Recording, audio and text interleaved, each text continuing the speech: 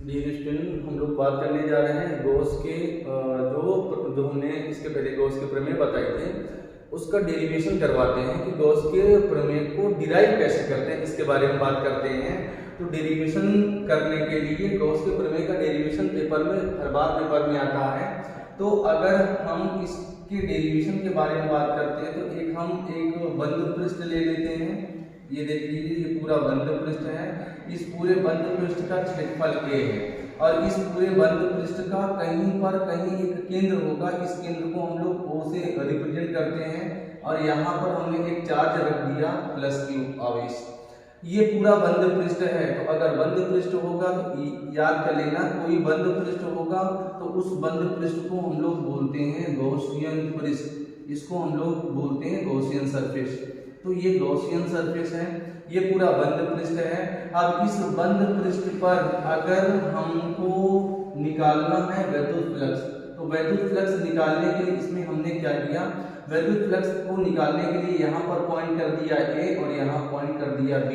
ये जो पूरा क्षेत्रफल है ये A है, लेकिन इतना जो हमने क्षेत्रफल लिया ये जो थोड़ा सा क्षेत्रफल है इसको हम लोग डिनोट करते हैं dA से।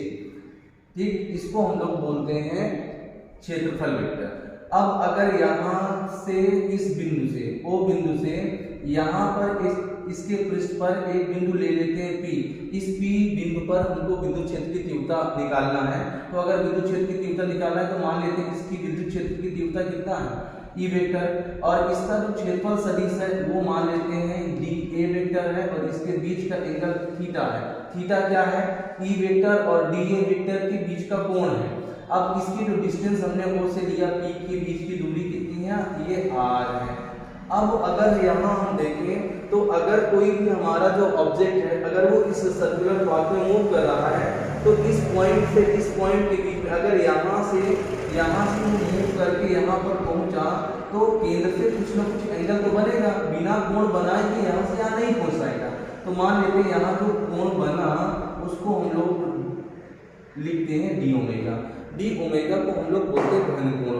अब इसके बारे में हम लोग बात कर लेते हैं इस पूरे फिगर के बारे में, क्योंकि फिजिक्स में अगर कोई फिगर बनाते हैं तो उसका बिना एक्सप्लेनेशन किए हम लोग एक्सप्लेनेशन करना ही पड़ता है, क्योंकि एक्सप्लेनेशन नहीं करोगे पूरा मैथमेटिक्स हो जाएगा कि बस लगाते चले जाओ। तो एक्सप्लेनेशन के लिए हम लोग लिखेंगे क्या, माना एक बंद पृष्ठ है जिसका क्षेत्रफल A है, इसके केंद्र O पर कोई बिंदु आवेश +q स्थित है। इस बिंदु आवेश O से r दूरी पर एक बिंदु P है जिस पर हमको निकालना क्या है, विद्युत क्षेत्र की तीव्रता। अगर विद्युत क्षेत्र की तीव्रता हमको पता है तो उसके बाद फिर क्या है, इस P बिंदु पर क्षेत्रफल सदिश क्या है, dA वेक्टर है। इसके दोनों के बीच का कोण कितना है, थीटा है। अब हम लोग डेरिवेशन स्टार्ट करते हैं। तो सबसे पहले बिंदु P पर विद्युत क्षेत्र की तीव्रता ज्ञात करते हैं। तो यहाँ पर लिखेंगे +q आवेश के कारण,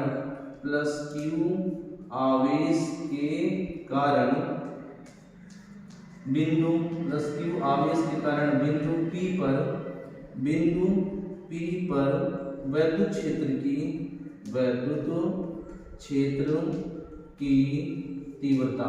तो अगर इस पर हम लोग विद्युत क्षेत्र की तीव्रता निकालें तब क्या होगा, तो विद्युत क्षेत्र की तीव्रता निकालेंगे तो इसका जो फार्मूला होता है वो होता है E vector equal to 1/4 pi epsilon naught, और यहाँ पर चार्ज है +q लिए थे, बीच की डिस्टेंस r है। यहाँ पर वेक्टर लगा दो या हटा दो, कोई दिक्कत नहीं। तो E equal to 1/4 pi epsilon naught q/r²। ये है विद्युत क्षेत्र की तीव्रता। डियर स्टूडेंट, इसको आपको याद करना है। विद्युत क्षेत्र की तीव्रता क्या है, तो विद्युत क्षेत्र की तीव्रता के बारे में हमने आपको बता दिया था।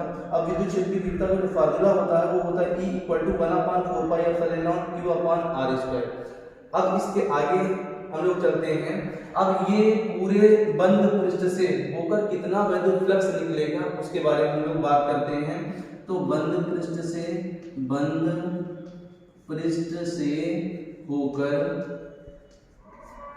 गुजरने वाला वैद्युत फ्लक्स।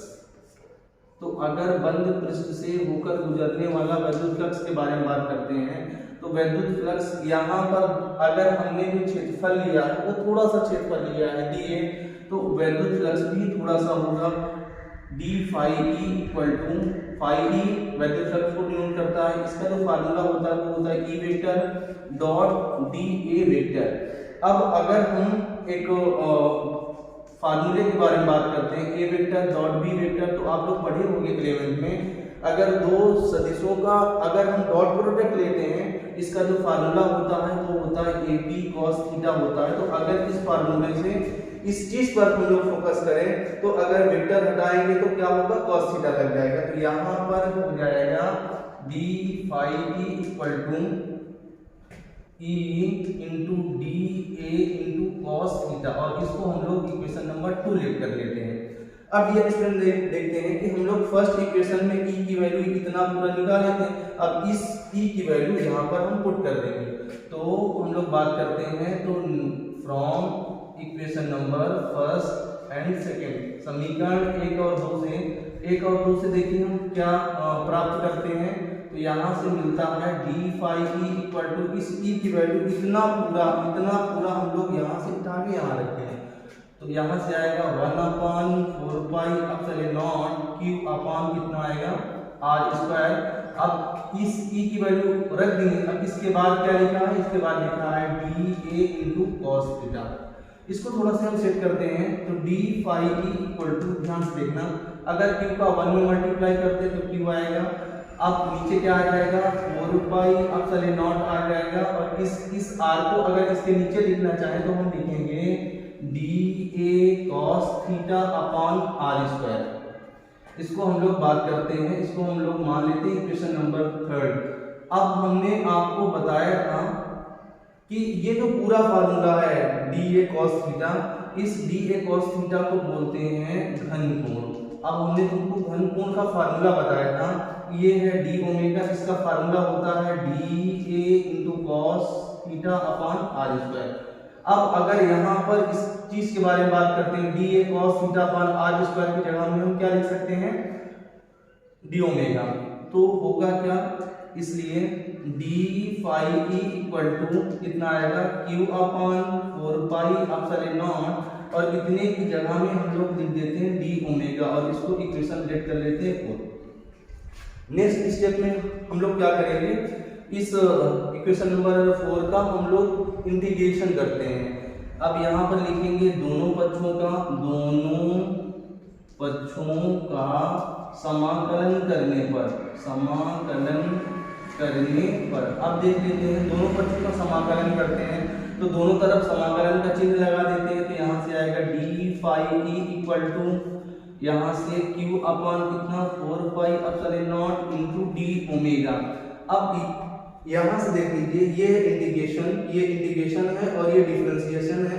इंटीग्रेशन और डिफरेंशिएशन एक दूसरे को कैंसिल कर देते हैं, सिर्फ बचता कौन सा है, जो इस d के साथ होता है। तो इस d के साथ क्या है phi e, तो यहाँ से लिखेंगे phi e इक्वल टू, अब देखिए यहाँ पर ये है इंटीग्रेशन का साइन है, ये पूरा कांस्टेंट है, ये कांस्टेंट है, ये बाहर चला जाएगा, तो यहाँ से आ जाएगा q अपान कितना आएगा 4 पाई एप्सिलॉन नॉट। अब क्या बचेगा, इसमें हम लिखेंगे d ओमेगा, इसको हम लोग लेट कर लेते हैं इक्वेशन नंबर 5। हमने आपको बताया था कि ये जो d ओमेगा है ये घन कोण है, और जब समाकलन लग जाए इसका मतलब संपूर्ण घन कोण। तो अगर यहाँ से phi e equal to q upon 4 pi epsilon naught, ये पूरा क्या है, बंद पृष्ठ का संपूर्ण घन कोण। और हमने आपको बताया था कि अगर कोई पृष्ठ बंद है और उस पूरे पृष्ठ का अगर हम लोग घन कोण निकालते हैं, तो हमने आपको बताया था कि संपूर्ण पृष्ठ का जो घन कोण होता है वो होता है 4 पाई इससे रेडियन। अगर ना हो तो आप याद कर लेना कि संपूर्ण पृष्ठ का जो घन कोण होता है वो 4 पाई इससे रेडियन होता है। अब अगर यहाँ से देखते हैं 4 से 4 कैंसिल, पाई से पाई कैंसिल, तो पाई e इक्वल टू कितना आया q अपान एप्सिलॉन नॉट, और इसको थोड़ा से सेट करते हैं तो पाई e इक्वल टू आया 1 अपान एप्सिलॉन नॉट इनटू q। अब अगर हम इसके बारे में बात करते हैं, किसी बंद पृष्ठ से होकर गुजरने वाला कुल विद्युत फ्लक्स उस पर उपस्थित कुल आवेश का 1/ε0 गुना होता है, और इसी को हम लोग बोलते हैं गॉस की प्रमेय।